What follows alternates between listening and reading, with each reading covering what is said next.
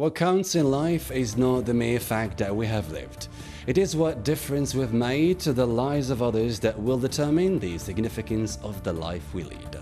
Welcome viewers to a special edition of DZAIR News One-on-One, where we'll be talking to His Excellency Denis Tlomo, South African Ambassador to Algeria, to celebrate the birth of one of Africa's and presumably one of history's pioneers for equality for all people, regardless of race or color. That man is Nelson Mandela. In 3 days' time, all eyes will shift to South Africa to celebrate the life of one of the greatest heroes who reshaped the course of history in Africa. It has been 100 years since Nelson Mandela was born in South Africa. Mandela Day was officially recognized by the UN in November 2009. And each year on this day, we honor the great man with 67 minutes silence representing the years he fought for justice. In honoring Mandela as he was affectionately known, the world will celebrate his centenary by marking major milestones and continuing his legacy by striving to promote social justice and equality for all Africans. I have fought against white domination, and I have against black domination. I have cherished the idea of a democratic and free society in which all persons live together in harmony and with equal opportunity.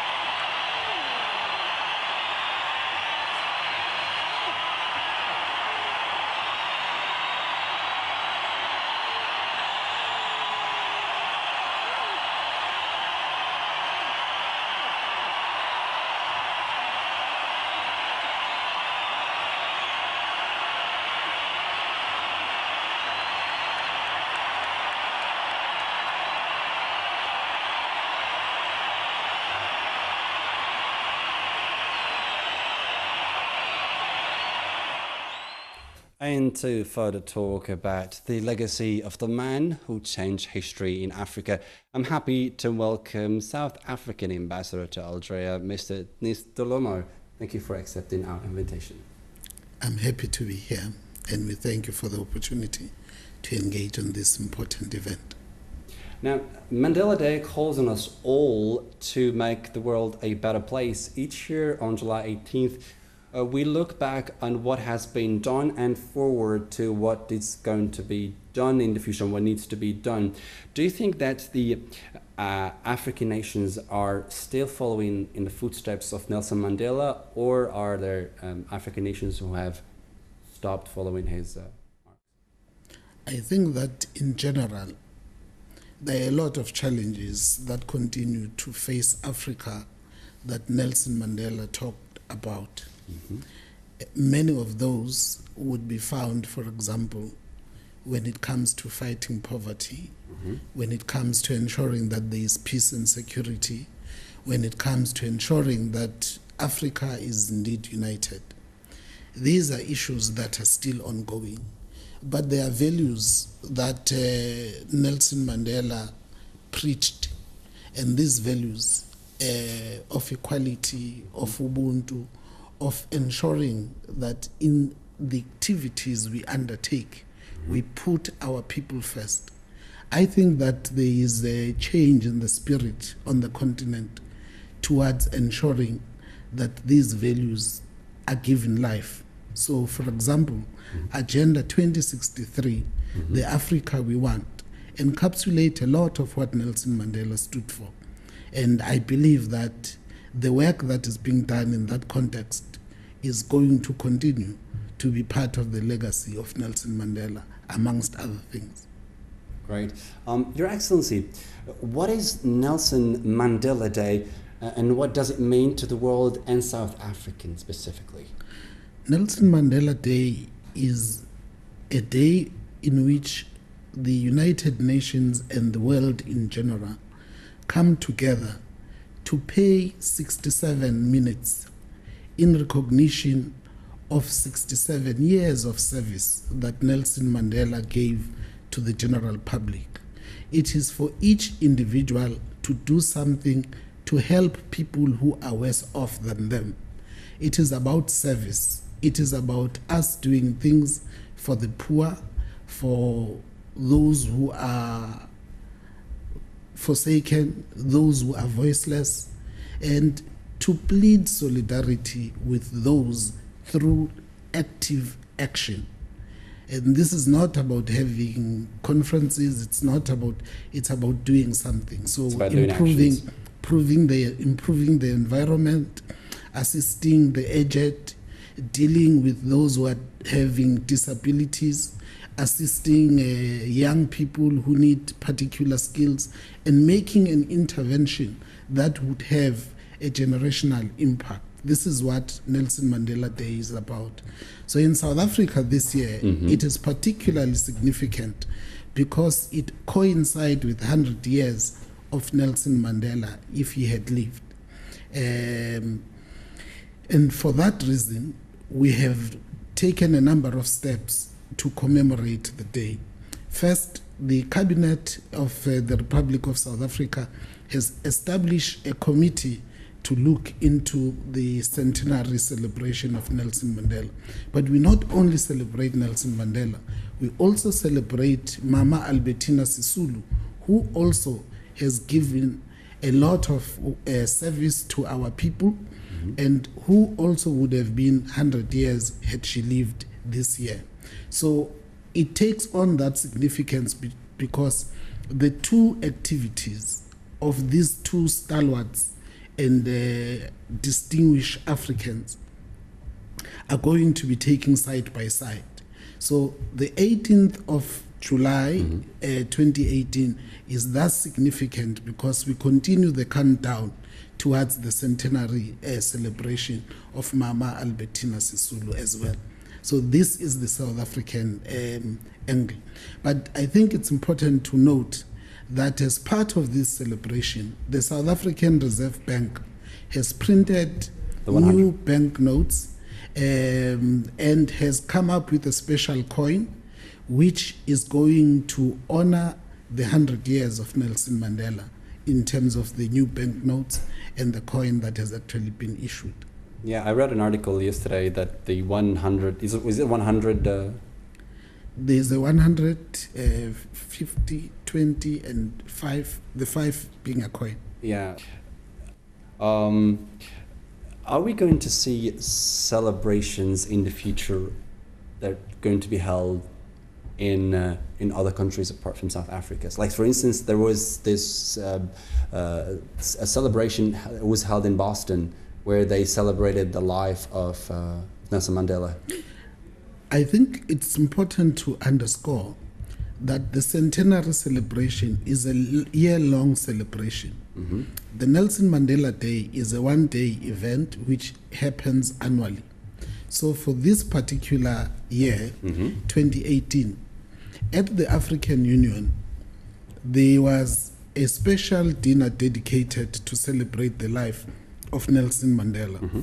And that launched the centenary celebration in the African continent. Mm-hmm. But not only did it end there, there was a further celebration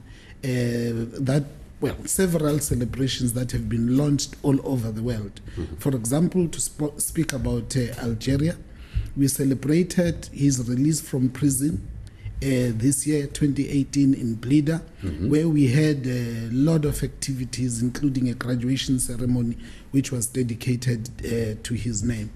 There are further activities that are planned for the 18th of July, 2018, which will be co-organized by a number of organizations, the United Nations organization, the Algeria chapter, the African diplomatic group, the organization CIDRA of the youth, and the SDG ambassadors would also be involved in the activities that we're undertaking.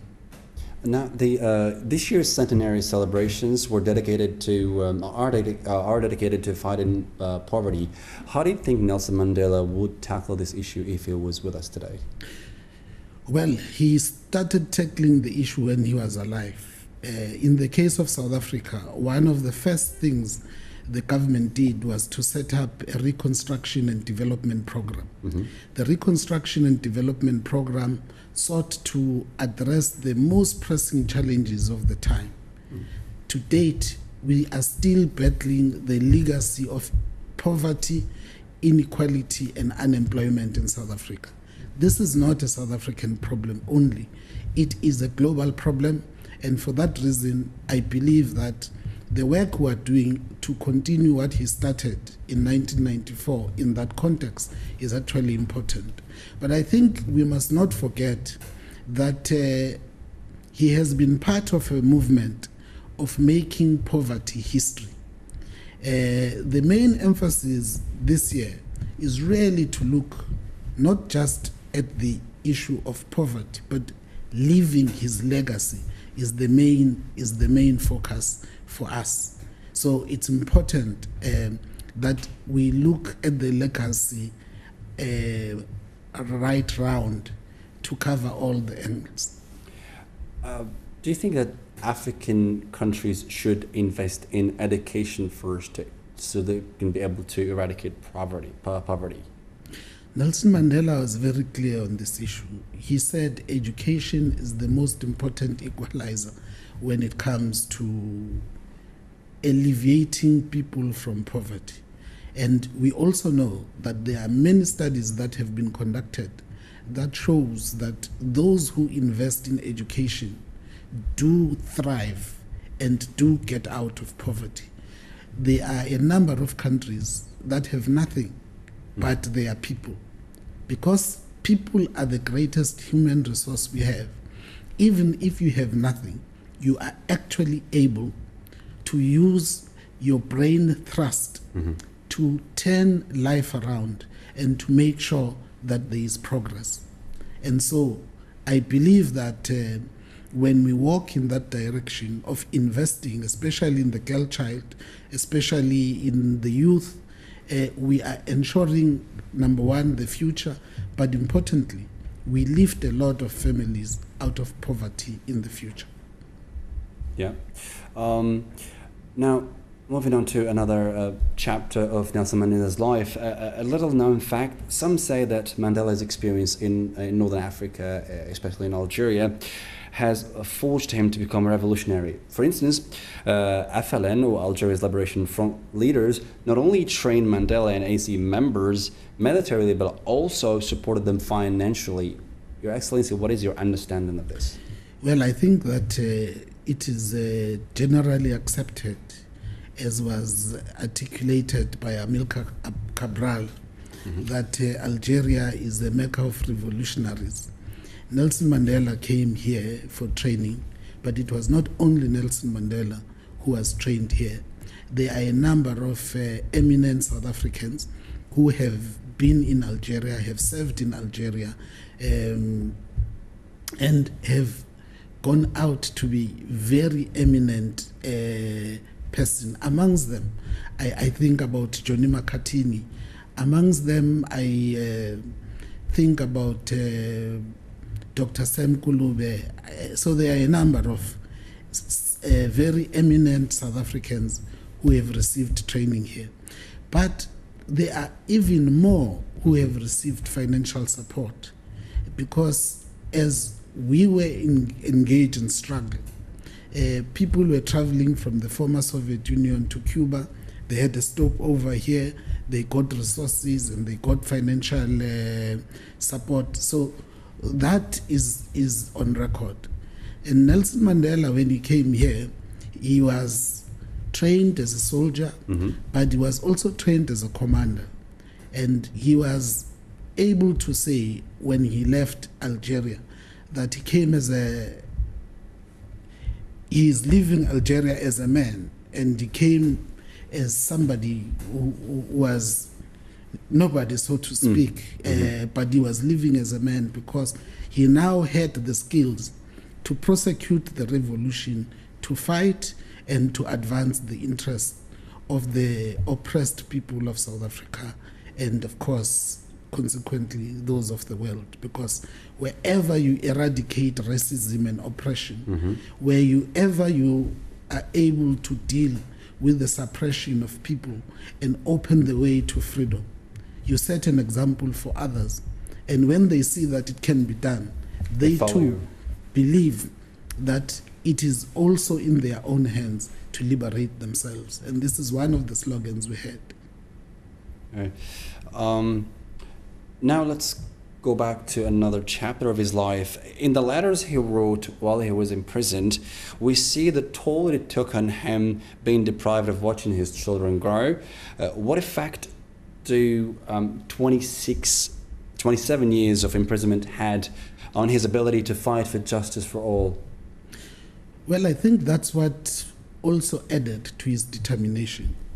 The belief that he can do something to better the life of his family.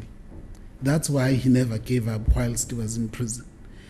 The apartheid regime did a lot of things to the Mandela family.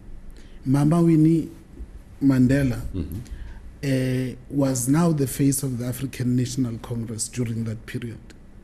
They harassed her. They arrested her. They separated her from her children. They jailed her. And he was in jail, unable to do anything to defend his family. And every father has one major hope, that they would be able to provide security and to defend their family. And when you are helpless and you can see, that can take a toll, obviously, on a person, but it can also be a positive force for you to fight against injustice, for you to fight against oppression, for you to fight against repression and the suppression of people in general. But in that process, you are also fighting for the freedom of your own family. So I believe that, yes, there were days on which he was down, when he was thinking about it, and there were many days when he was up and ready to continue to fight. Yep. Now, two legacies he left behind in his later years, the Nelson Mandela Foundation and also the Elders. How effective do you think these bodies have been in influencing social change in South Africa and globally? Well, I think it's important to indicate that the Nelson Mandela Foundation has a number of programs that are running under its auspices. There is a Nelson Mandela Children's Fund, there's the Nelson Mandela Children's Hospital, there is the legacy part, and all of these things are part of the work that they continue to do. They are focusing on the most vulnerable, they are focusing on the poorest of the poor, and they are seeking to make sure that poverty does not become the defining destination in life or the determination for success for that matter. And so they are involved in various programs that are seeking to support children and to make sure that they continue the legacy in that context. The elders were brought together to be able to serve as a moral conscience and compass of the world, to intervene in global affairs, especially where there are threats of genocide, of the extinction of people, of mass repression, and undermining of human rights of people. There's a lot that the elders have been doing, but I think we need to understand that their brief is limited. It is to influence, it is to lobby, and when necessary, to speak out publicly when very little is done or said about things that are happening. I believe that when it comes to the continent, on most crucial issues of the day, the elders have spoken. When it comes to global affairs, on the most crucial of issues, the elders have also spoken. And I think that the work they do in having public lectures, sharing ideas with the younger people, they've done a lot of work. And the legacy will only be felt as we see new generations come up to see if that spirit still lives, because as Nelson Mandela said, it is now in our hands as the next generations to follow him. Yeah, and do you think that Nelson Mandela's vision has been achieved, or there are a lot of work that's still to be done? I think it is best to borrow the words of one of the revolutionaries. On describing this, he says, each generation has a duty to find its mission and to decide whether to fulfill it or not. I believe that the vision of Nelson Mandela needs to be contextualized, because there are daily challenges that come up that were not there when he was leading. And therefore, we need to take the spirit of what he stood for, the spirit of being a servant leader, the spirit of self-sacrifice, the spirit of service to the people, the spirit of putting the people first in whatever we do. And of course, fighting against scourges that undermine the social fabric. And that part of his work, I believe, continues. But in each generation, there will be new challenges. And new leaders of the stature of Nelson Mandela will emerge by them understanding that their context, the challenges they face, and the issues they need to attend to. Your Excellency, briefly, because we're running out of time, do you think that Africa will ever see a leader like Nelson Mandela in the future, or there can only be one Mandela? That's a very difficult question to answer. But I believe that there was one Nelson Mandela. However, there are many people who are having the potential and the capability of emulating his example. In that context, I believe that the legacy part of what we are talking about is about making sure that every day each one of us makes it a Nelson Mandela Day. We sacrifice, we serve, and we dedicate ourselves to our people. So in that sense, there may be many who are mushrooming, but we need to be originals, not to be copycats. Yeah. We need to be able to understand our context and be who we are, living the mission that we've been brought in this world to fulfill.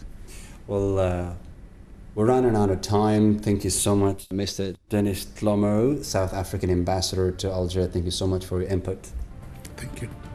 Ladies and gentlemen, all the ink in the world won't be enough to talk about the legacy of Nelson Mandela, the guy who changed the world.